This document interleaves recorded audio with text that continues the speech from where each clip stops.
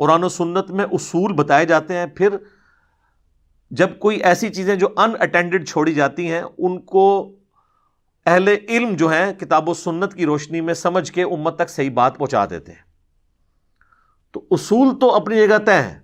اس کو آپ مثال کے طور پر سمجھ لیں کہ اس وقت تمام مکاتب فکر کے تمام جید علماء، ایون ان کی پبلک بھی اس بات پر اتفاق کرتی ہے کہ سگریٹ اگرچہ نشہ نہیں ہے کیونکہ اس سے ہوش تو نہیں جاتی، لیکن یہ گناہ اور حرام ہے، یا کوئی احتیاط میں بولے گا تو مکروہ تحریمی کہہ دے گا۔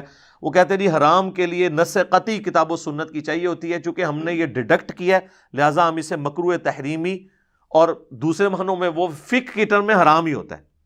مکروہ تحریمی اتنی کراہت والی چیز جس کی آلموسٹ حرمت ہے۔ تو ظنی الدلالہ تو ہے، یہ قطعی الدلالہ نہیں بھی۔ تو یہ سگریٹ کے اوپر سب نے جو گناہ کا فتویٰ لگایا ہے، حرام کا فتویٰ لگایا ہے، تو وہ کس آیت کے تحت لگایا ہے؟ وہ سورۃ البقرہ کی آیت ہے، آیت نمبر ہے 195، وَلَا تُلْقُوا بِأَيْدِيكُمْ إِلَى التَّهْلُكَةِ، اپنے ہاتھوں سے اپنے آپ کو ہلاکت میں مت ڈالو۔ اگرچہ یہ آیت کا کانٹیکسٹ جو ہے وہ انفاق فی سبیل اللہ کے حوالے سے ہے کہ جو لوگ اللہ کی راہ میں خرچ نہیں کرتے ہیں نا، ان کو اللہ تعالیٰ نے ڈانٹا ہے کہ تم اللہ کی راہ میں خرچ کرو اور اپنے آپ کو ہلاکت میں نہ ڈالو، یعنی یہ اللہ کی راہ میں مال خرچ کر کے آخرت کے لیے سٹور کر لو۔ لیکن اس آیت کو خودکشی کے کانٹیکسٹ میں بھی یوز کیا جاتا ہے کہ جی خودکشی حرام ہے قرآن کی اس آیت کی روح سے۔ احادیث تو بخاری مسلم میں بہت ہیں، لیکن قرآن میں اگر کہا جائے خودکشی کہاں پہ حرام ہے تو کہتے ہیں یہاں، حالانکہ قرآن کا کانٹیکسٹ تو یہ نہیں کہہ رہا، ڈیڈکٹ کیا جاتا ہے۔ چلے خودکشی کے لیے تو آپ کہہ سکتے ہیں کہ احادیث الگ سے موجود ہیں، لیکن سگریٹ کے لیے تو احادیث بھی نہیں ہے۔ اگر آپ نشہ والی احادیث لگائیں گے تو نشہ تو وہ اس اعتبار سے نہیں ہے کہ ہوش گنوا دے، تو وہ کہتے ہیں نہیں، قرآن میں ہے اپنے آپ کو ہلاکت میں نہ ڈالو، یعنی خودکشی کرنے کی طرف ہی لے جانے والی چیز ہے۔ سائنٹیفکلی یہ چیز پروف ہے کہ سگریٹ کے ذریعے پھیپھڑے خراب ہو جاتے ہیں اور انسان وقت سے پہلے ایکسپائر ہو جاتا ہے۔ اب اس پہ کوئی بیوقوفوں والی بات کرے کہ جی وہ ہمارے محلے میں ایک بابا ہے جی، اس کی عمر تو 80 سال ہو گئی، وہ ابھی تک سگریٹ پیتا ہے، تو وہ ایک ایکسیپشن کیس ہوتا ہے، ایکسیپشنل کیس ہوتا ہے۔ اس طریقے سے نہیں انالیسس کیا جاتا۔ انالیسس یہ کیا جاتا ہے کہ 100 بندے لیے جائیں جو سگریٹ پی رہے ہوں اپنی ینگ ایج سے، اور 100 وہ لیے جائیں جو نہ پی رہے ہوں۔ اب دیکھیں کہ کون 80 تک پہنچتا ہے، تو پتہ چلے گا وہ ایک ہی بابا 80 تک پہنچا ہوا ہے، اس کے ساتھ کے سارے 60 سے پہلے ہی ایکسپائر ہو گئے ہوئے ہیں۔ تو اس طریقے سے چند ایک چیزوں کو، مثالوں کو اٹھا کے آپ نے یہ نہیں سگریٹ کے فضائل نہیں سنانے ہوتے۔ تو سگریٹ کی حرمت یا اس کو مکروہ تحریمی ہم نے نہ قرآن و سنت کے دلائل کی بنیاد پہ نہیں کیا، بلکہ ہم نے اس آیت کے تحت کیا ہے جو سورہ البقرہ کی آیت نمبر 195 ہے، وَلَا تُلْقُوا بِأَيْدِيكُمْ إِلَى التَّهْلُكَةِ، اپنے آپ کو خود اپنے ہاتھوں سے ہلاکت میں مت ڈالو۔ اب کوئی کہہ سکتا ہے کہ یہ علماء نے خام خواہ اس آیت سے کیوں لیا ایسے؟ تو صحابہ بھی اسی طرح لیتے تھے۔ اس کی میں آپ کو ایک مثال پیش کرتا ہوں۔ صحیح بخاری اور صحیح مسلم دونوں میں ایک حدیث موجود ہے کہ ایک عورت عبداللہ ابن مسعود رضی اللہ تعالیٰ عنہ کے پاس آتی ہے اور کہتی ہے کہ میں نے سنا ہے کہ آپ ایسی عورتوں پر لعنت کرتے ہیں جو عورتیں دانتوں کے درمیان گیپ بنواتی ہیں اور گندواتی ہیں، جو ٹیٹو بنوانا، اور چہرے کے بال نوچتی ہیں، جس کی آج کل ایک ماڈرن فارم یہ پلکنگ ہے۔ تو ان تینوں اعمال کرنے والی عورتوں پر آپ لعنت کرتے ہیں؟ تو ابن مسعود نے فرمایا ہاں، میں کیوں نہ لعنت کروں ایسی عورتوں کے اوپر جن پر اللہ کے رسول صلی اللہ علیہ وآلہ وسلم نے لعنت کی ہے، اور اس سے بڑھ کر اللہ نے اپنی کتاب کے اندر، اپنی کتاب میں قرآن کے اندر لعنت کی ہوئی ہے، تو میں ایسی عورتوں پہ کیوں نہ لعنت کروں؟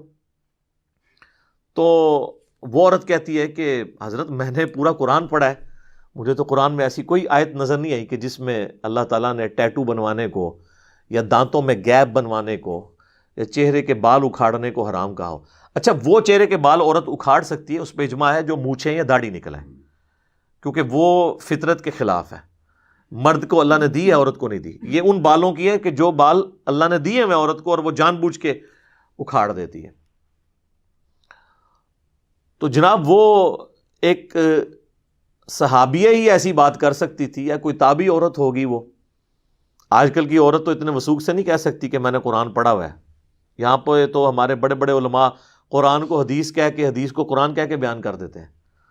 تو ابن مسعود رضی اللہ تعالیٰ نے فرمایا کہ تو نے قرآن میں یہ آیت نہیں پڑھی، سورۃ الحشر کی آیت نمبر 7، وما آتاکم الرسول فخذوہ وما نہاکم عنہ فانتہوا، جو رسول اللہ تمہیں دیں صلی اللہ علیہ وآلہ وسلم وہ لے لو، اور جس سے منع فرما جائیں اس سے رک جاؤ۔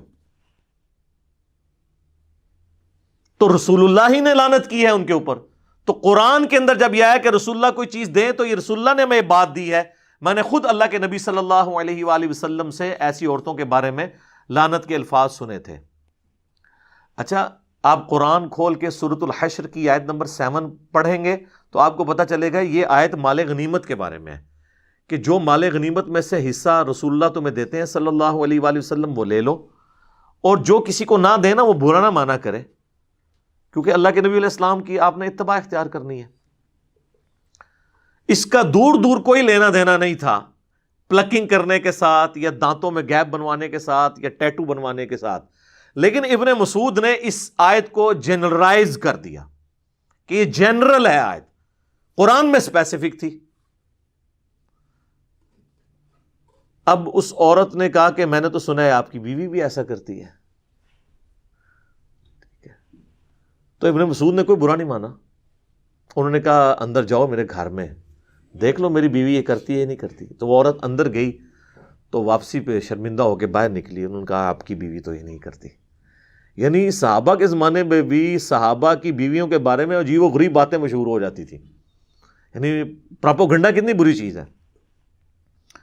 تو ابن مسعود نے پھر ایک جملہ بولا، انہوں نے کہا کہ اگر میری بیوی یہ کرتی ہوتی تو وہ پھر ابن مسعود کی بیوی نہ ہوتی، کہ جو اللہ کے نبی کی نافرمان ہو وہ ایسی عورت میرے ساتھ ہو سکتی ہے جس نے پوری زندگی حضور علیہ السلام کے ساتھ گزاری ہے رضی اللہ تعالیٰ عنہ وعلیہ السلام۔ تو اس آیت سے یہ پتہ چلا کہ صحابہ اکرام علیہم رضوان آیات کو جنرلائز بھی کر لیا کرتے تھے۔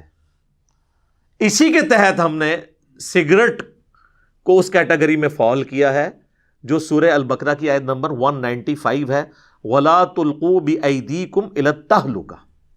یہ میں نے آپ کو بنیاد اس لیے بنائی تاکہ آپ کو آگے پتہ چلے کہ ہمارے ائمہ اکرام نے اگر قرآن کی کسی آیت سے مسٹربیشن کو حرام قرار دیا ہے تو وہ بالکل صحابہ کے طریقے کے اوپر ہے۔ یہ کوئی انہوں نے اپنی طرف سے چیزیں انوینٹ نہیں کی ہیں، دین کے اندر داخل نہیں کی ہیں۔